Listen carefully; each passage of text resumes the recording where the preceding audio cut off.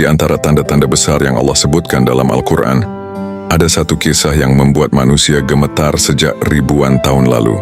Sebuah kaum yang tidak mengenal belas kasihan, yang jika mereka keluar bumi akan dipenuhi kerusakan. Mereka adalah Ya'juj dan Ma'juj, kaum yang hingga hari ini masih terkurung oleh kehendak Allah.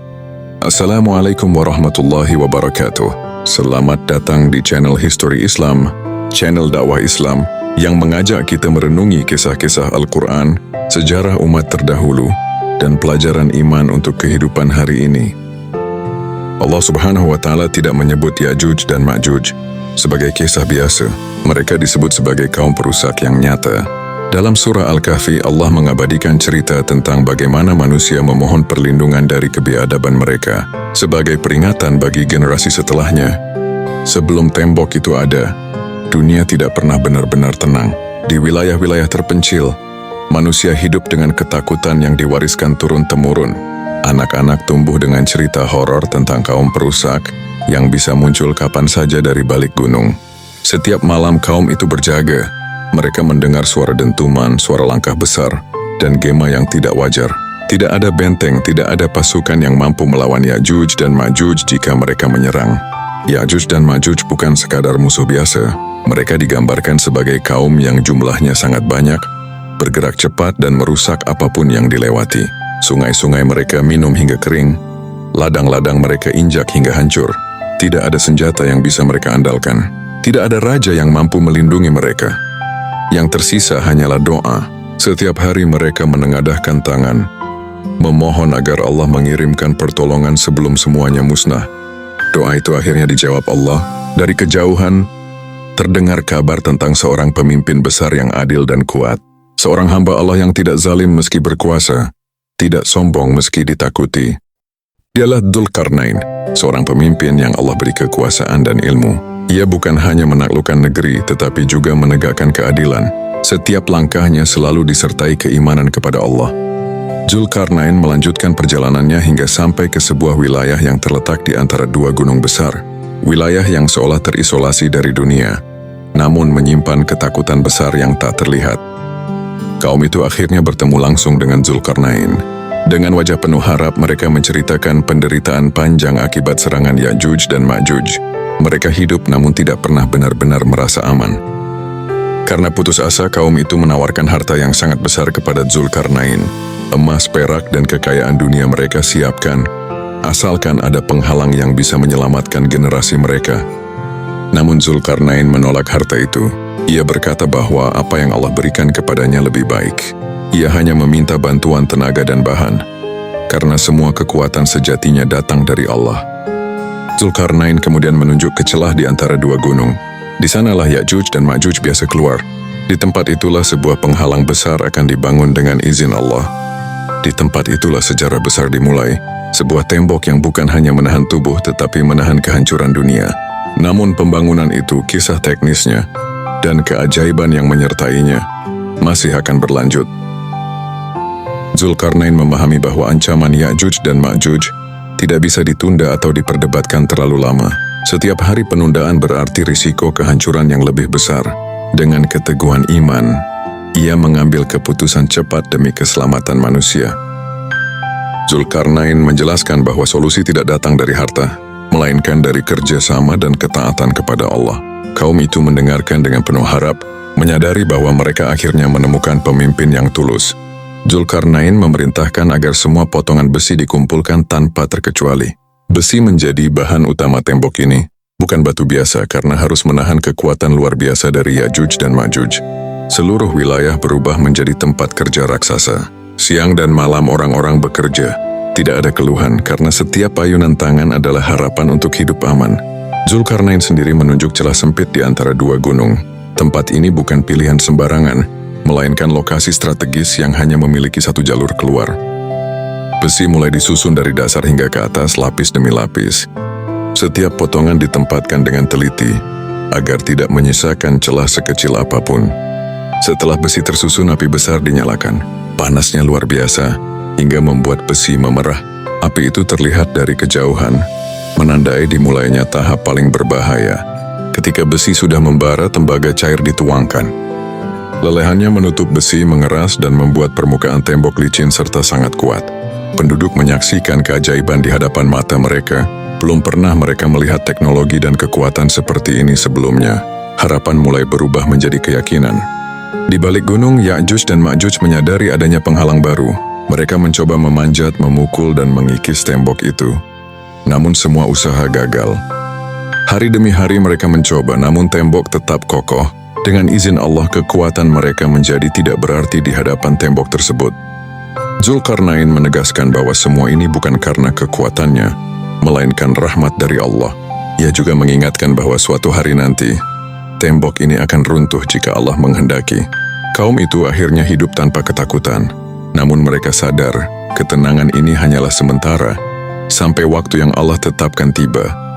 Sejak saat itu dunia memasuki masa penantian panjang. Ya'juj dan Ma'juj terkurung, namun janji Allah tentang akhir zaman tetap menunggu saatnya. Berabad-abad telah berlalu sejak tembok besar itu dibangun.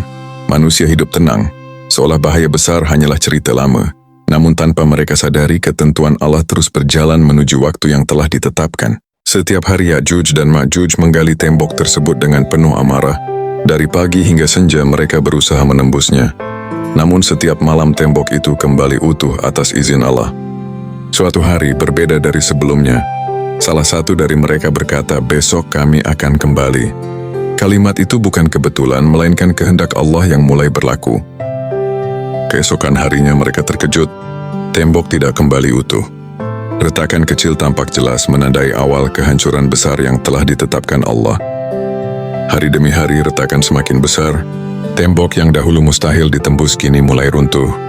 Bukan karena kekuatan makhluk itu, melainkan karena izin Allah semata. Akhirnya tembok itu runtuh sepenuhnya, celah raksasa terbuka, dan Ya'juj serta Ma'juj keluar seperti banjir besar yang tidak bisa dibendung. Mereka menyebar ke seluruh penjuru bumi. Gunung, lembah, dan dataran dilalui tanpa henti, membawa kehancuran kemanapun mereka pergi. Setiap sumber air yang mereka lewati diminum hingga habis. Sungai mengering, danau menjadi tanah retak membuat manusia ketakutan. Manusia berlari dan bersembunyi.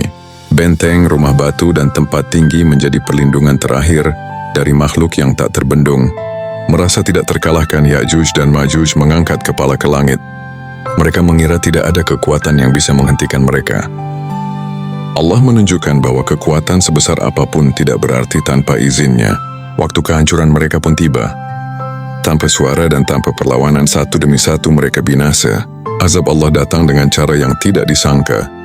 Setelah kehancuran besar, bumi menjadi sunyi. Tidak ada teriakan, tidak ada langkah. Hanya angin yang berhembus pelan. Kisah ini menjadi peringatan abadi bahwa sebesar apapun kekuatan makhluk, semuanya tunduk pada kehendak Allah. Setelah Ya'juj dan Ma'juj dibinasakan oleh kehendak Allah, bumi berubah menjadi hamparan kehancuran. Lembah-lembah luas, kaki gunung, dan dataran rendah tertutup jasad mereka yang bergelimpangan tanpa nyawa. Tidak ada suara selain angin yang membawa bau busuk menyengat, membuat dunia seolah berhenti bernapas. Manusia yang selamat tetap bertahan di tempat perlindungan mereka. Tidak seorang pun berani turun ke bumi terbuka. Bau busuk dan pemandangan mengerikan membuat mereka ketakutan. Bahkan binatang pun menjauh meninggalkan bumi dalam kesunyian yang menyesakkan. Doa dipanjatkan siang dan malam. Suara tangis bercampur bisikan harap. Mereka memohon agar Allah membersihkan bumi, agar kehidupan bisa kembali berjalan dan aman bagi generasi setelahnya. Allah mengabulkan doa mereka. Dari langit yang luas tampak burung-burung besar datang berkelompok. Makhluk ciptaan Allah itu belum pernah disaksikan manusia sebelumnya, membawa pertolongan dengan cara yang tidak terduga. Burung-burung itu mulai mengangkat jasad Ya'juj dan Ma'juj satu persatu. Dengan paruh dan cakar mereka, tubuh-tubuh itu diangkat dan dibawa pergi jauh dari bumi manusia. Sedikit demi sedikit permukaan bumi kembali terlihat. Tanah yang sebelumnya tertutup jasad kini terbuka, meski masih penuh bekas kehancuran dan bau sisa bencana. Allah menurunkan hujan yang sangat deras. Air membasuh tanah, batu, dan lembah, membersihkan bumi dari bau busuk dan sisa kehancuran, seakan dunia dimandikan kembali. Setelah hujan berhenti, bumi berubah. Tanaman tumbuh dengan cepat, rumput menghijau dan pepohonan berbuah besar menjadi tanda rahmat Allah setelah azab besar. Manusia kembali turun dari perlindungan mereka. Mereka berjalan di bumi dengan hati penuh syukur, menyadari bahwa keselamatan hanya datang dari Allah semata. Kisah Ya'juj dan Ma'juj menjadi pelajaran besar bagi umat manusia, bahwa kesombongan dan kerusakan akan berakhir dengan kehancuran, sementara ketaatan membawa keselamatan. Meski bumi kembali tenang, manusia sadar bahwa semua ini hanyalah bagian dari tanda-tanda besar. Hari akhir tetap akan datang sesuai janji Allah. Setelah bumi kembali tenang, manusia mulai merenungkan apa yang telah terjadi. Mereka menyadari bahwa kehancuran Ya'juj dan Ma'juj bukan sekadar kisah menakutkan, melainkan peringatan besar dari Allah bagi seluruh umat manusia sepanjang zaman.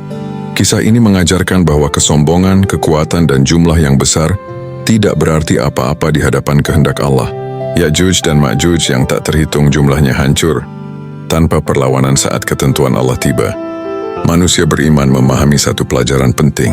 Keselamatan sejati hanya ada dalam ketaatan kepada Allah.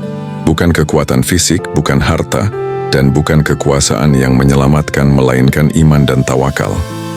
Para orang tua mulai menceritakan kisah ini kepada anak-anak mereka, agar generasi setelahnya tidak mengulangi kesalahan kaum yang durhaka dan selalu mengingat kebesaran Allah. Meski peristiwa besar telah berlalu, kehidupan terus berjalan. Manusia bekerja, bercocok tanam, dan membangun kehidupan, namun kini dengan kesadaran bahwa dunia hanyalah sementara. Kisah Ya'juj dan Ma'juj mengingatkan bahwa semua janji Allah adalah benar.